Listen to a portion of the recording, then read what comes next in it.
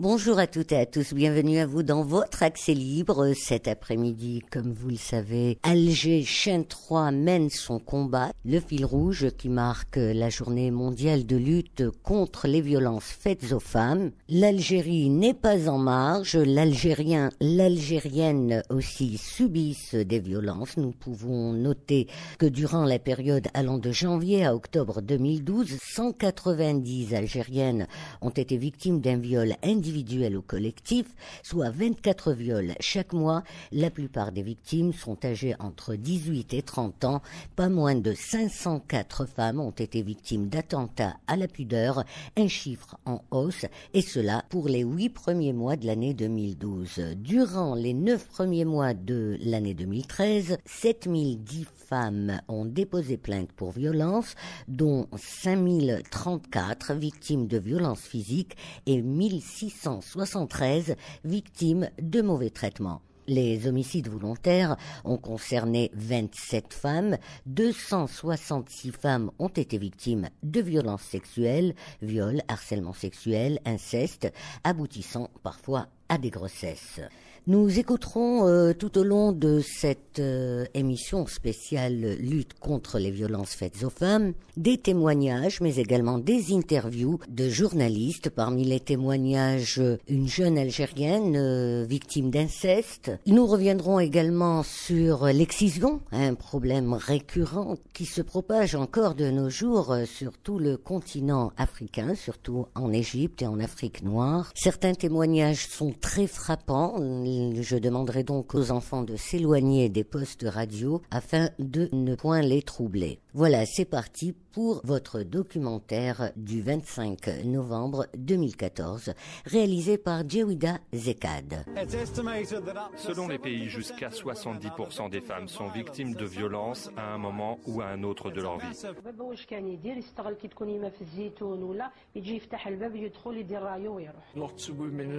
Il y a beaucoup de femmes qui subissent des mauvais traitements, qui sont battues. Les hommes leur font parfois des choses terribles, mais il y a un moment où on n'en peut plus. SOS Femmes Battues, bonjour. Bonjour. Oui. Monsieur? Oui. Vous êtes trompé de numéro? Non, je m'appelle Marc et j'ai battu ma femme. Comment? Oui, je l'ai frappé, je suis devenu fou madame, j'ai dérapé, je viens d'appeler les urgences, je viens d'appeler les flics. Fallait que je parle à quelqu'un, fallait que je m'explique. Mais qu'est-ce qui s'est passé? 1 an et demi qu'on est mariés, depuis quelques temps ça va pas. Ça fait 6 mois que je cherche un emploi et un boulot. On vit en Île-de-France et depuis le mariage j'ai la tête sous l'eau. À 27 ans je pensais pas être millionnaire, mais je voulais tout lui apporter. Mais même le strict nécessaire je n'y arrive pas. Alors je m'en suis pris à elle, comment ai-je pu tomber aussi bas? Des scènes de jalousie aux relations sexuelles alors qu'elle voulait pas. Mais pourquoi? Je l'ai cru responsable, mais c'est moi le minable. J'agissais comme si j'avais besoin de la rabaisser. Je l'ai blessé, je l'ai vu encaisser. J'ai tout fait pour l'éloigner de ses proches et j'ai menti, je traînais dans les bars avec des potes. Le soir quand elle rentrait, le moins de détails c'était l'embrouille. Et dans son regard, dans ses gestes, je voyais bien qu'elle avait la trouille. Je fais peur à ma femme et c'est mon drame. Son comportement a changé car j'ai été infâme. Mais vous avez essayé d'en parler à quelqu'un? Mais à qui? Je vais pas aller consulter un médecin, lui dire quoi? Elle a tenté de maintenir l'équilibre. Elle avait de l'argent et moi je me suis senti invisible. Je me suis senti petit alors je l'ai dénigré tout le temps. Et la famille et les proches, personne vraiment? Pas ma femme, c'est pas une chose qu'on l'on dit à ses parents. Elle a été patiente car elle avait l'espoir que je change. Mais plus elle essayait, plus je changeais pas. C'était une agression psychologique permanente. Et la violence de mes mots la rendait incompétente. Elle se sentait pas en sécurité, elle avait raison. Plus je contrôlais la situation et plus c'était la prison. J'ai eu du mépris pour elle et pourtant je n'ai jamais cessé de l'aimer. C'est moi qui avais besoin d'être aidé. Madame, elle est enceinte de 4 mois et aujourd'hui je l'ai battue à lui casser le bras. Comment?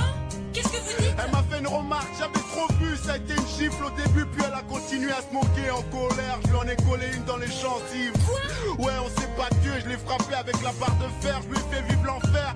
Mais je n'en tire aucune fierté, madame. Mais où est-elle? Elle est à terre, là, à côté de moi, inconsciente, je vous l'ai déjà dit, j'ai déjà appelé les urgences. Oh, oui, je Dieu. sais, j'ai été trop loin, j'ai pété un câble. Maintenant, je sais que c'est la fin. Non mais attendez, monsieur, Marc, continuez à parler. Est-elle encore en vie? Oui, je crois. c'est de ma faute. Je bossais dans l'informatique à la maison, je remplissais mon rôle. Mais tout est parti de travers, je pensais que ça n'arrivait qu'aux autres. Mais quand c'est vous, c'est souvent qu'on le voit pas venir. J'aurais dû me ressaisir, je le sais. Y a plus d'avenir aujourd'hui, mon geste est impardonnable, méprisable, elle méritait pas ça, madame. Vous avez des remords? Je veux pas qu'elle meure, non, car j'ai eu tort. Je lui ai manqué de respect, manqué à mon honneur, manqué à ma promesse, manqué à mes vœux, j'ai manqué à notre amour. Et je suis le seul responsable de cette violence conjugale. Je dois vous laisser, madame. Y a les flics à la porte. Non, mais attendez, monsieur. Marc, ne raccrochez pas. Allô? Allô? Marc? Ce morceau, c'est pour toutes les femmes battues. Les hommes n'ont pas d'excuses. Et cette chanson n'en est pas une. La réalité est souvent encore plus dure, je le sais, mais aujourd'hui j'ai pris mes responsabilités. Car c'est pour le meilleur et pour le pire. بابا واش كان يدير يستغل كي تكوني ما في الزيتون ولا يجي يفتح الباب يدخل يدير رايو ويروح ديجا كي كنت داخل الدار نمشي كيما نحب ونخرج ما تقبلتش الوضع الوغ رجع روحك في بلاصتي تكون داخل البيت غلقين عليك مغلوق الباب وخلاص يدير يدخل يدير واش يحب ويخرج يما سدي خافت من الهضره تاع الناس خافت تاع واش راح يصرا خافت ما خمتش علينا وقتاش خرجت من هذيك البيت نهاري خويا ناض لاختي صديق لا اله الا اختي راح ليها ديريكت انا عندي اختي هذيك اللي معوقه تشرب كاردينال بون صبرت كي تقول لي اختي صبري باك ندخل لونيفرسيتي نكمل قرايتي نديروا الحل صبرت الناس هكذاك وما خلونيش ترونكيل يشوفي كيما تخرج خويا يجي يشدني بالسيف وبابا حاجه واحده اخرى كاع صديق كو خويا تقبلتها بصح تاع بابا ما تقبلتهاش للدوك تاع بابا ما قدرش نتقبلها حاجه واحده اخرى كي يكون باباك خوك شويه بصح باباك حاجه واحده اخرى من بعد اختي كانت تجرب كاردينال شفت ربع بوايت وصلت للكوما اختي كانت في اليونيفرسيتي اختي كي عيطوا لها قالوا لك اختك راهي في السبيطار على بالها بلي كاين حاجه هذا هو الحل تاعي ما عنديش حل واحد اخر برا كنت خايفتها اكثر من كلش صدق ما كنتش عندي شجاعه باش نخرج تماك واحد الخطره نهار اللي عييت خلاص ايما راحت لقت الزيتون خويا ما كاش بابا جا شدني بالسيف تاع الشده تاع حاجه واحده اخرى كاع صديق طلع فوقي ديما رس عليا واش ما لازمش كاع جاز ولد عمي سمع العياط وسمع الهضره طبع الطاقه شاف بابا فوقي اون بلان اكسيون دوس مع بابا راه عندي يما قال هو راه راجل قلت له راح القهوه يشرب قهوه قال ما شرب القهوه خليته في الدار حولك واش دار مع بنتك ولا واش داير جات يما كي جات يما ماشي نض تعيط عليه ما تعيط عليا انا يما مقابلتني بابا قاعد شدت يما تدوك تحكمي في راجلك ولا نروح قلت ما عندي واش ندير لك والو ما هدرت ما نطقت ما والو كنت عندي رونديفو للطبيب اون بليس كي يروح الطبيب يزيد يروح معايا هو وصلت للطبيب دخلت للسبيطار وبابا عملوا راني في لا كونسلطاسيون انا خرجت انا هربت بون كي شافوني وحدي وجمعيه تاع النساء وقاعدين حطتني عندهم بقيت عندهم 3 شهور هذوك 3 شهور كانوا يعسوني اذا تجيني العاده تاعي ولا ما تجينيش وما انا نسيت هذيك ضربه تاع الجن هذاك ما درتهاش كاع في راسي وما كان يعسوا كي شافوني هذوك شهرين ما جاونيش نهار 3 شهور قالوا لي ديري تيست باك كي خرج بوزيتيف بقي بهبلت هما هبلوني بالعياط وهبلوني بالهضره وانا ما تقبلتش هذيك بليك راني يعني اونسيت هذاك مازال ما تقبلتهاش بكاني راني حامل ما كاش كيفاش انا ما عنديش وين نروح ونزيد الطفله فوق ظهري حاولت يجهر عطيت للطبيب 8 ملايين عطاهم لي خالي ما حبتش تحب حكمتني لي موغاجي والطفله ما حبطتش حتى قال لي طبيب ادي دراهمك يا بنت الناس خفت تموتي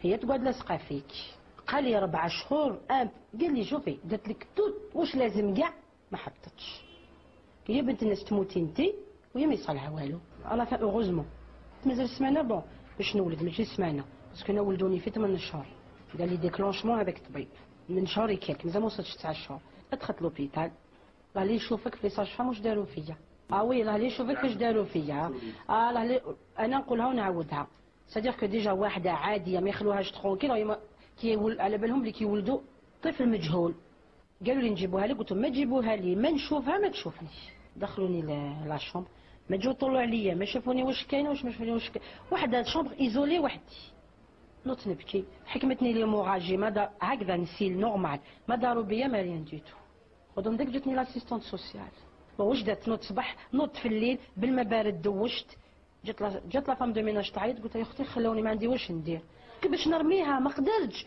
ايماجينو انا منها اللي حوست عليها ما لقيتهاش باش وما نلقاها قدامي وما تقول يا بنتي راني هنا انا ايمانها اللي حوست عليها ما لقيتهاش وهي تاني نهار ترفد عينيها ما تلقانيش. هذا واش كان في راسي. شوفي تقولي جيتي انت وضربتيني بكف وراكي واصله بهذا الطريق.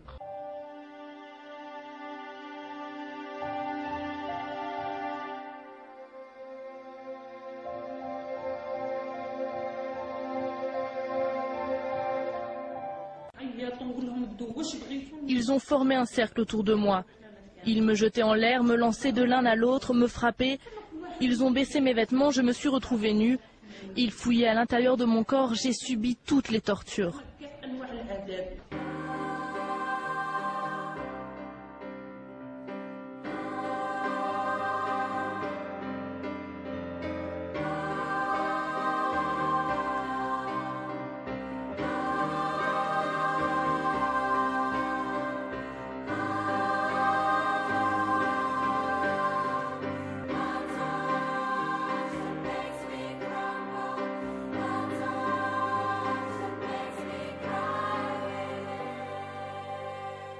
Le message que je voudrais transmettre, c'est surtout que la violence, c'est intolérable et que chaque femme qui subit ce genre de traitement doit pouvoir en parler parce que je pense pas que c'est quelque chose qu'on peut qualifier de normal.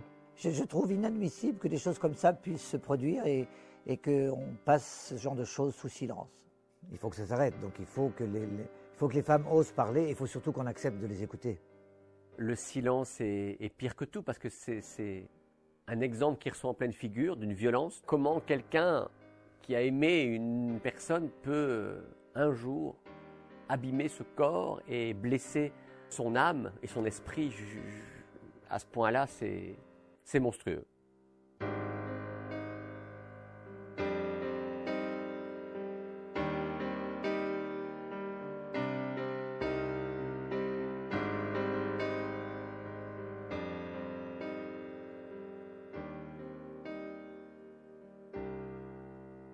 Husseina Abdoulaye Hassani, vous êtes journaliste, vous êtes béninoise, vous plaidez aussi pour la cause juste, la cause de l'homme grand H, l'humain, plus exactement la femme. Nous célébrons le 25 novembre la journée de lutte contre les violences faites aux femmes. Votre position à cet égard? Il faut dire que la violence faite aux femmes, surtout en Afrique, je pense que c'est un problème crucial qui existe, qui demeure. Ça varie d'une localité à une autre, d'une ethnie à une autre. Pour ce qui me concerne, pour l'ethnie Hausa dont je suis et produit béninois, il faut dire que le problème est assez récurrent. C'est très difficile d'en parler. Au Bénin, par exemple, il n'y a pas de femme Hausa leader. Ça n'existe pas. Le Hausa, ils sont purement islamiques. Ce qu'on observe, par exemple, au Nigeria, avec l'affaire de Boko Haram, c'est le Hausa. Mais combien de femmes prennent le devant pour en parler? Aucune femme. Ceux que le gouvernement pousse devant pour parler des discriminations, mais c'est des gens qui n'ont même pas la culture de la chose. Vous voyez un peu? Donc, ce que je veux dire, la violence faite aux femmes, ça existe.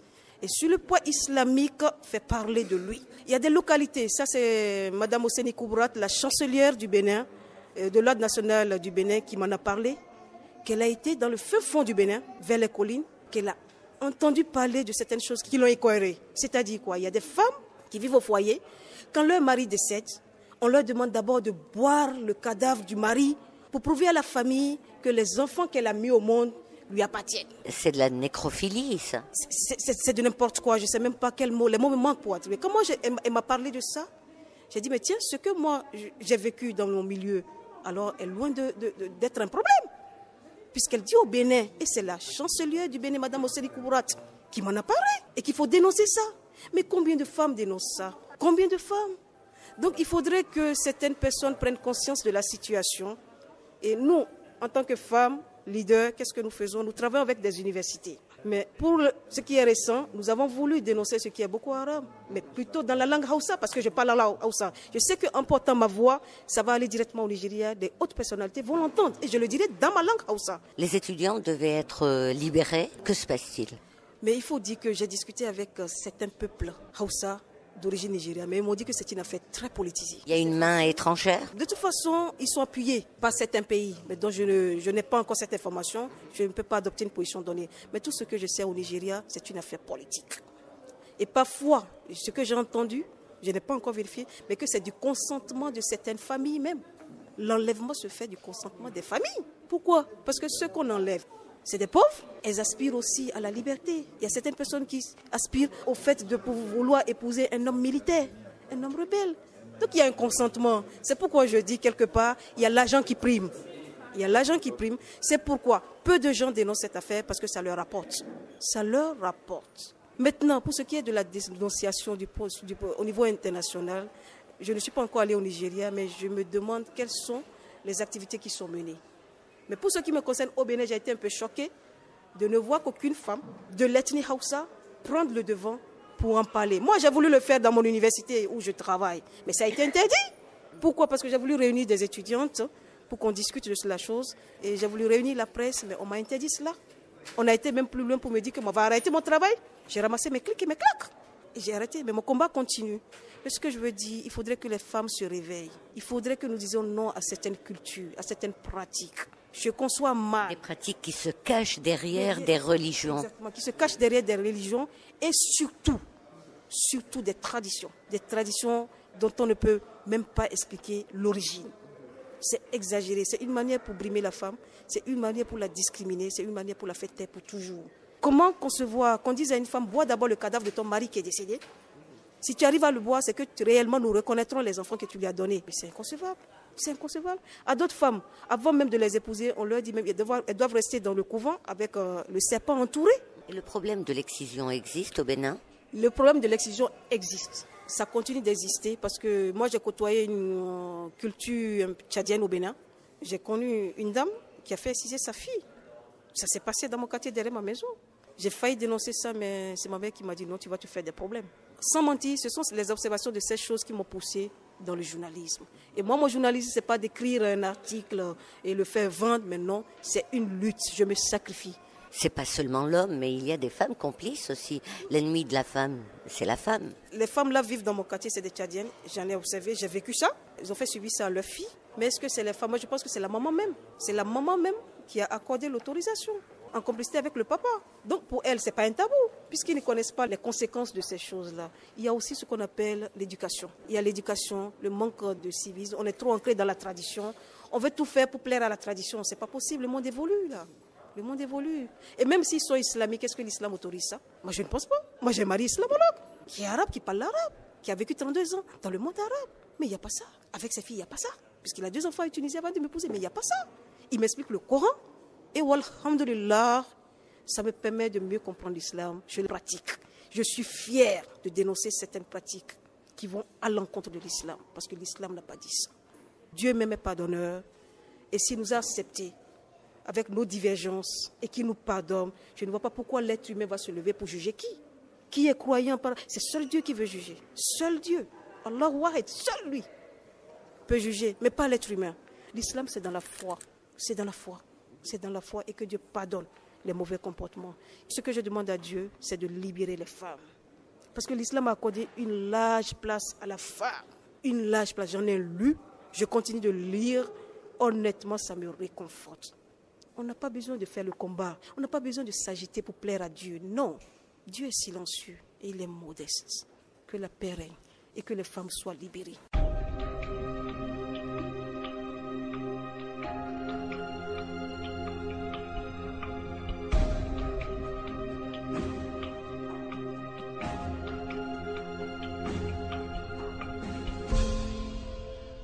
J'aime pas en parler. Je me rappelle plus exactement de l'acte qui s'est passé ni de l'arme qui a été utilisée parce que la façon dont ils m'ont pris, j'avais vraiment pas le droit de voir tout ça. J'étais entre les jambes d'une dame et puis mes yeux étaient vraiment fermés par la main. Certaines filles s'en tirent avec des fractures parce que imaginez-vous 4 dames aussi grosses les unes que les autres en train d'appuyer contre le sol une petite fille qui se débat. Facilement, elle a une fracture du fémur ou une fracture de l'humérus. Parce qu'on est excisé avec des couteaux de cuisine. Comme les couteaux de l'exciseuse ne sont pas toujours stériles. Et comme c'est par terre qu'on excise, facilement, la fille s'infecte. Beaucoup de ces exciseuses-là sont aveugles. Elles sont malvoyantes, pas aveugles, mais malvoyantes. Et elles n'ont aucune notion d'anatomie. Parfois, elles coupent jusqu'à couper le sphincter de l'urètre. Donc les urines ne peuvent pas s'arrêter. Les cris de la fille étaient tels que personne ne pouvait les supporter. Elle a crié jusqu'à s'évanouir. Je ne sais pas si c'est parce que j'ai perdu connaissance ou pas, mais après coup, je sais que j'ai beaucoup saigné et puis j'étais dans des baignoires. Tout le temps, on me faisait changer de baignoire en baignoire, dans de l'eau salée pour vraiment arrêter le saignement. Mais maintenant, depuis qu'il y a la loi, on les excise à 7 jours. Parce qu'un bébé qui pleure dans une maison, c'est normal. C'est toutes les femmes africaines presque. En tout cas, toutes les femmes de mon pays, les 90% sont excisées. La loi n'existant pas dans certains pays, les parents transportent leurs enfants jusque dans ces pays-là. On part en vacances en Afrique avec un enfant non excisé, on revient des vacances avec un enfant excisé. La femme n'a pas le droit de parler. Et l'excision n'a que des conséquences. Il n'y a pas un seul bénéfice. On ne peut pas rester indifférent en face de ça. Ça serait criminel. Je ne veux pas que ça continue là. Je veux que ça s'arrête parce que ça nous cause tellement de problèmes qu'on n'en veut plus.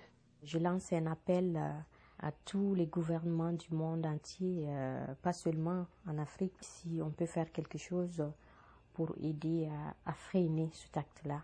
Si vous arrivez à montrer ça aux gens publiquement, je crois que ça peut faire un changement. Ils ont coupé avec le ciseau. C'est de la barbarie, c'est de la boucherie. On entend le son de sa chair.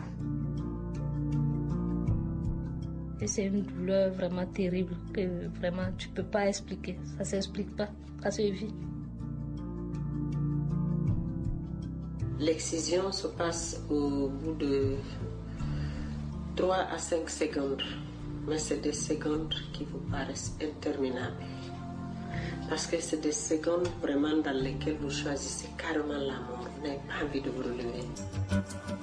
La violence qui s'exerce contre les femmes et les jeunes filles est une agression innommable contre la dignité humaine, mais c'est incroyablement répandu dans tous les pays sur toute la planète.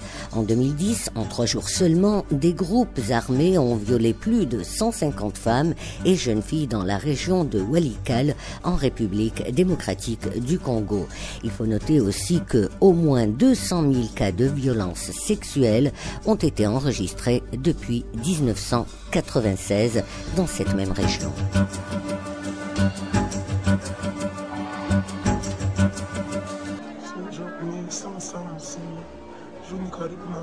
C'est arrivé à 1 heure de marche près de la frontière avec le Rwanda.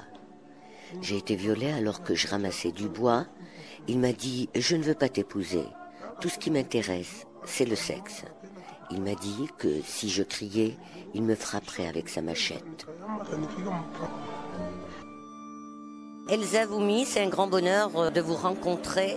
Dans votre accès libre d'ailleurs, nous célébrons la journée mondiale de lutte contre les violences faites aux femmes. Elsa, on parle souvent du génocide du Rwanda, mais est-ce que ce génocide, on en parlait tout à l'heure, il y a de ça même pas 5 minutes, ne cache-t-il pas ce génocide, un autre génocide ? Tout à fait, le génocide non couvert depuis 20 ans, non couvert par les médias internationaux. Et là, ici, nous sommes au Sénégal, y compris par les médias francophones, les médias de l'Organisation de la francophonie, et y compris les médias africains, francophones et anglophones ou hispaniques. C'est le génocide du peuple congolais à l'est de la République démocratique du Congo, à la frontière du Rwanda, Burundi et Ouganda, qui sont les bras armés de la guerre, donc les bras armés de l'agression du Congo. Donc en fait, c'est une guerre économique et à travers ces bras armés, il y a le libéralisme sauvage et barbare, le libéralisme qui pille les matières premières, et notamment la matière première, le colombo-tantalite, coltan, qui fait la nouvelle technologie actuelle, donc qui fait la nouvelle ère industrielle de l'information. Et cette matière première se trouve de la façon la plus pure et à 80% sur ce territoire à l'est de la République démocratique du Congo. Donc, et ça se manifeste par les viols massifs jusqu'au moment où je vous parle, les viols massifs de guerre, crimes contre l'humanité, violences des violences, crimes des crimes, par la destruction volontaire du vagin de la femme. Donc il suffit de télécharger sur les sites de l'ONU les rapports des experts de l'ONU dans l'onglet République démocratique du Congo. Tout est limpide avec les complicités, tout est limpide, et vous référez au mapping de 2010 sur le génocide au Congo, en République démocratique du Congo, à partir de 1993, donc bien avant les massacres inter-rwandais.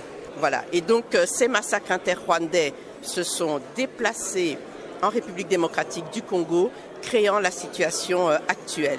Et aujourd'hui, le peuple congolais sait et le dit dans les rues que c'est l'agenda américain, c'est l'agenda impérialiste, ce sont les riches de ce monde et les puissants de ce monde qui sont en guerre contre le peuple congolais. Ça, ils le savent par leurs bras armés, les petits pays voisins lourdement armés. Et le Congo est sous embargo. Alors s'attaquer à un peuple, c'est s'attaquer tout d'abord aux femmes, aux vagins des femmes qui sont détruits. Vous êtes originaire justement du Congo, vous êtes de Kinshasa, n'est-ce pas ?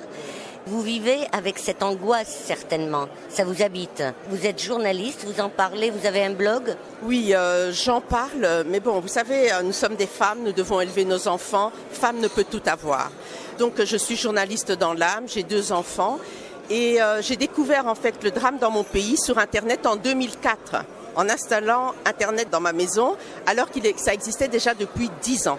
Donc c'est vous dire la chape de plomb, moi je dirais la chape de coltan, tellement les intérêts sont immenses. Donc j'ai fait la marche mondiale des femmes en 2010, à l'est de la République démocratique du Congo, qui malheureusement n'a pas eu l'écho, mais les femmes du Congo étaient debout, 15 000 femmes du Congo étaient debout. Nous avons visité les sites où les femmes ont été enterrées vivantes après avoir été violées, dont les vagins avaient été détruits à l'arme blanche ou par des coups de fusil dans le vagin.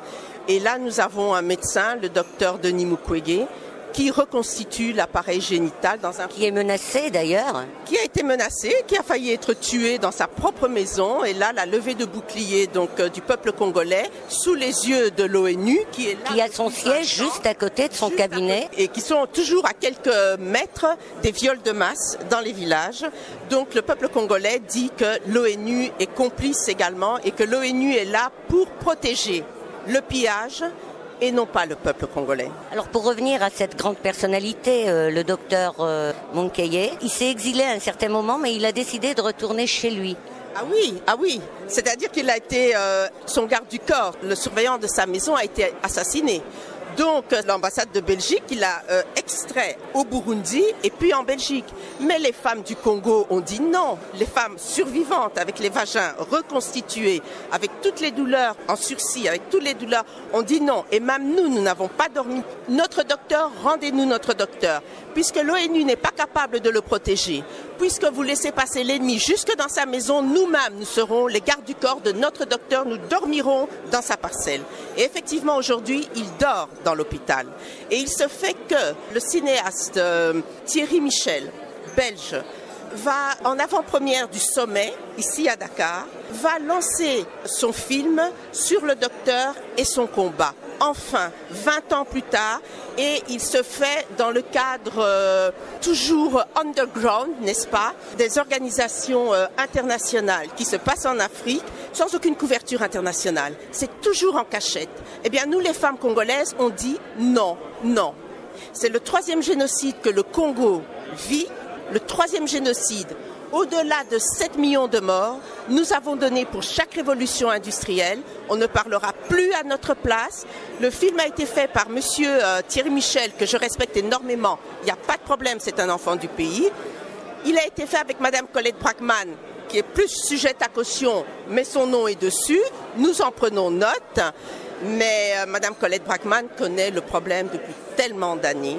Je voudrais dire de la part du peuple congolais, nous ne sommes pas dupes. Nous ne sommes pas dupes. Les mêmes phénomènes se produisent au Nigeria actuellement aussi. Oui, au Nigeria avec les collégiennes. Bon, alors vous voyez tout ça. 2 poids, c'est plutôt 10 poids, une mesure. La mesure, c'est le Congo. Alors, on parle Kadhafi, etc. Allez, directement au tribunal pénal international. La Syrie, directement au tribunal international. Directement au criminel de guerre, etc. Et nous, depuis 1993, on nous impose nos criminels de guerre, on les protège et on ne parle pas de ces crimes contre l'humanité. Et là, je ne suis pas féministe et je crois que le féminisme occidental, en fait, a signé son arrêt, quelque part son arrêt de mort, quoi. En fait, il n'y a pas de féminisme occidental. Si une femme de l'Occident ne sait pas dénoncer une telle impunité faite par son propre gouvernement contre d'autres femmes, je ne sais pas si ce sont encore des femmes. C'est peut-être pour ça qu'on parle du genre en Europe maintenant. Mais il y a là un gros problème. Il y a là un gros problème.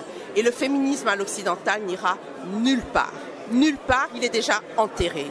Et moi, je dis que nos femmes en Afrique, du nord au sud, s'il faut utiliser le mot féministe, que je n'utiliserai pas, elles sont là les vraies féministes. Elles sont là les vraies féministes. Et la vraie lutte, elle se passe là. Donc si les féministes occidentales ne sont pas sur le terrain, c'est qu'elles ne sont pas des féministes. Et là, moi, je fais un appel aux hommes. En fait, la honte, c'est pas sur les femmes. Ces femmes complètement en sursis, les survivantes, elles sont debout, hein. Elles sont debout.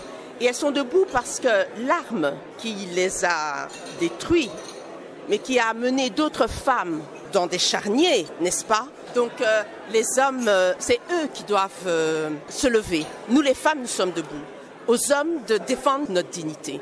Et c'est aux hommes, les hommes que nous mettons au monde, à se lever et à défendre notre dignité au nom de leur mère, de leur sœur, de leur grand-mère, de leur bébé-fille. Ça, c'est pour le peuple congolais, hein. Je parle pour les femmes du Congo. Nous sommes un grand réseau international et nous sommes les haut-parleurs des femmes. Donc, c'est pas moi qu'il faut voir, mais c'est toutes ces femmes qui sont dans la lutte. Et je salue mes compatriotes à Kinshasa qui travaillent pour que la parité soit inscrite dans la Constitution et que les lois d'exécution se fassent. Le premier round a été gagné dernièrement et elles attendent le deuxième round au niveau du Sénat. Voilà. Merci. Merci Elsa. C'est moi qui vous remercie. Il y a des douleurs fragiles, des peines au parfum indélébile, des matins au goût amer, des réveils sans bruit et sans lumière.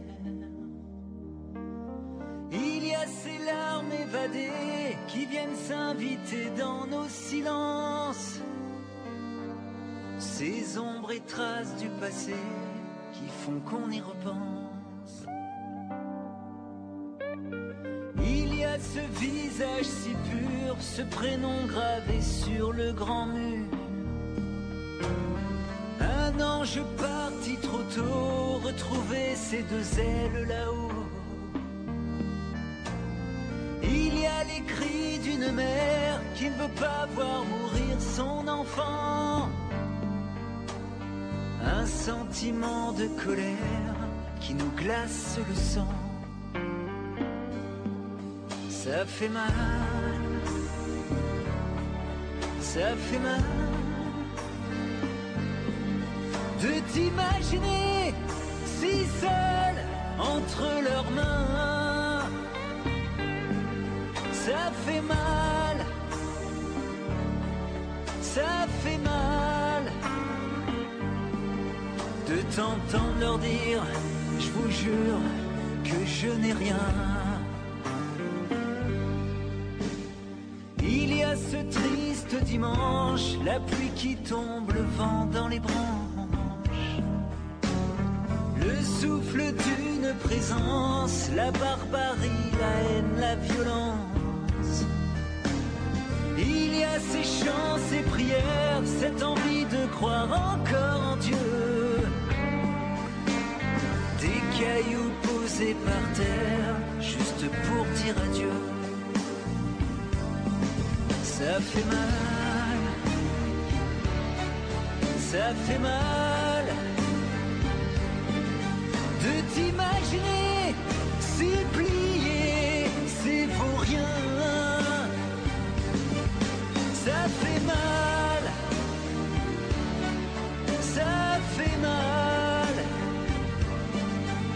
entendre parler ces ordures, ces assassins.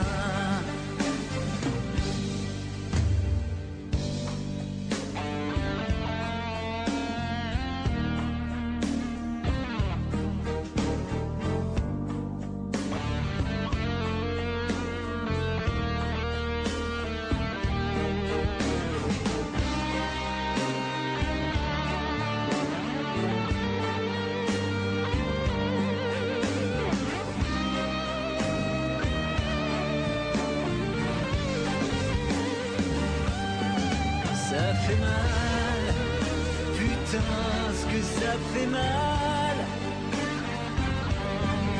de t'imaginer crever tout seul comme un chien. Ça fait mal, ça fait mal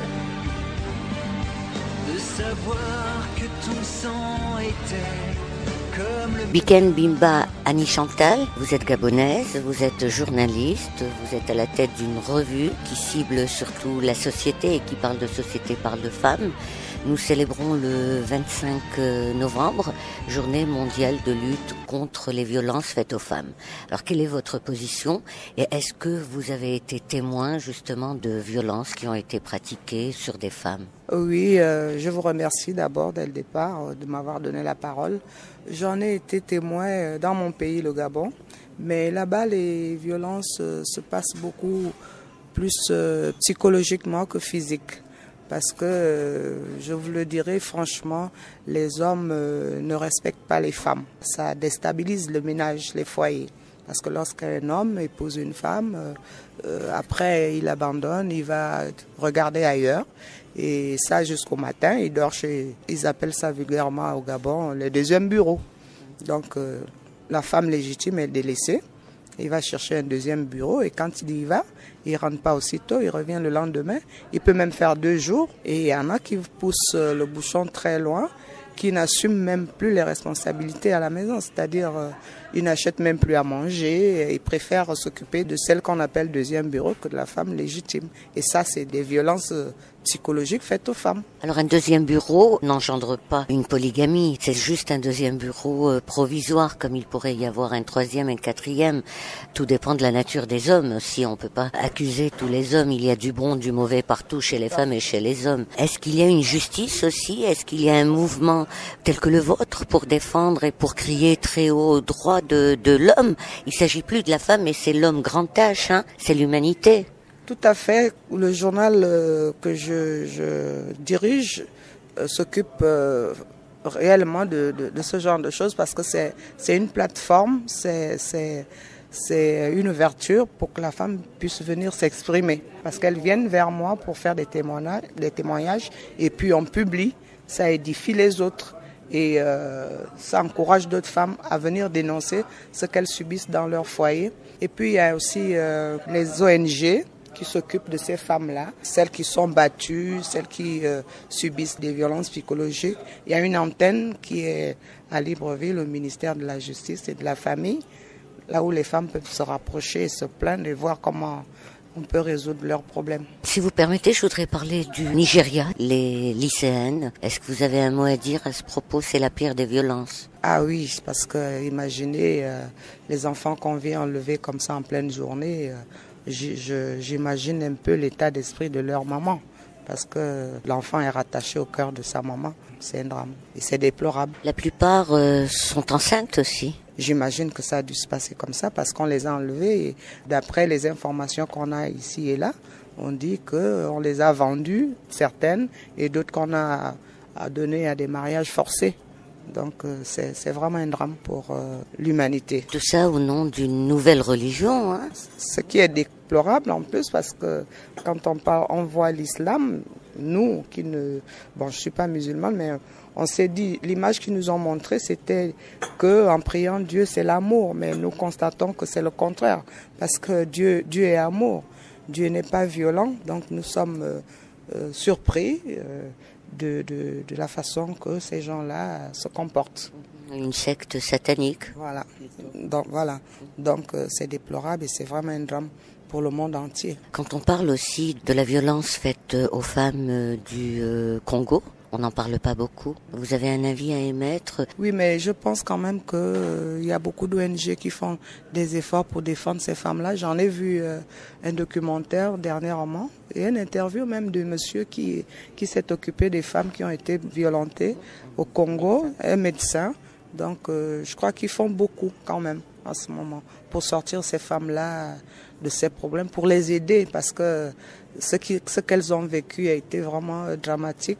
Donc c'est pour les aider un peu à remonter la pente psychologiquement. Il y a beaucoup de choses qui sont faites et qui sont en train de se faire dans ce sens. Est-ce que selon vous, si l'ONU fait quelque chose? Je crois que ça apportera encore un peu plus. Elles ont besoin d'aide, ces femmes-là. Donc si l'ONU intervient, ça apportera encore un plus par rapport à ce qui est en train de se faire localement. En conclusion, on peut dire qu'il s'agisse de femmes ou d'hommes qui pratiquent la violence sur un autre être, que cela soit un enfant, un homme ou une femme, ça relève plutôt de la psychiatrie. Tout à fait. Moi, personnellement, je pense que c'est des personnes malades qui ne peuvent qu'agir de cette façon parce qu'un homme normal ne peut pas prétendre torturer l'autre physiquement, moralement.